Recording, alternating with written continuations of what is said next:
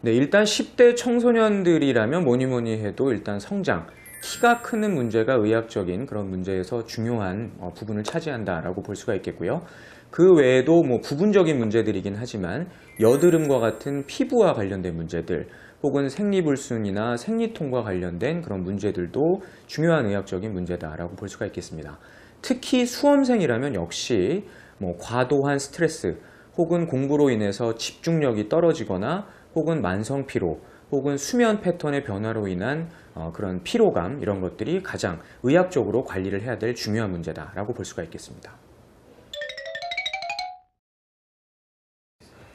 네, 일단은 집중력을 높여주기 위해서는 뇌의 혈액순환을 개선시킬 뿐만 아니라 우리가 뇌에서 그런 기억력을 높일 때 필요한 신경 전달 물질을 만들 때 필요한 성분, 이 성분이 많이 들어있는 음식들을 평상시에 꾸준하게 섭취하시는 것이 아주 중요합니다.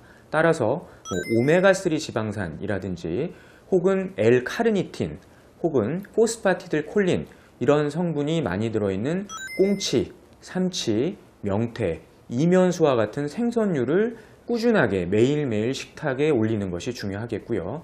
그 외에도 항산화 성분들이 많이 들어있는 마늘, 브로콜리, 케일과 같은 식품들을 꾸준하게 섭취하시는 것이 바람직하겠습니다.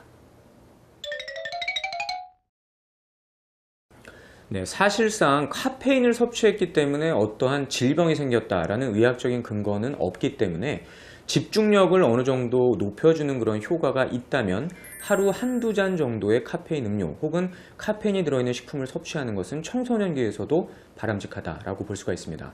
하지만 너무나 고카페인의 식품을 장기간 섭취하다 보면 이로 인한 심리적인 의존성, 중독성이 있을 수 있기 때문에 주의가 필요할 수가 있겠고요.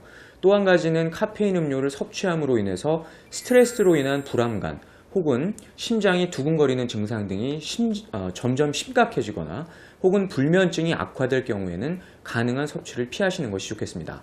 특히 성장기에는 칼슘이 뼈로 흡수가 많이 되면서 성장을 해야 되는 시기인데 카페인이 이와 같은 칼슘의 흡수를 어느 정도는 막아주는 역할이 있기 때문에 칼슘과 마그네슘과 같은 미네랄의 섭취 없이 카페인 음료를 많이 섭취하시는 것은 피하시는 것이 좋겠습니다.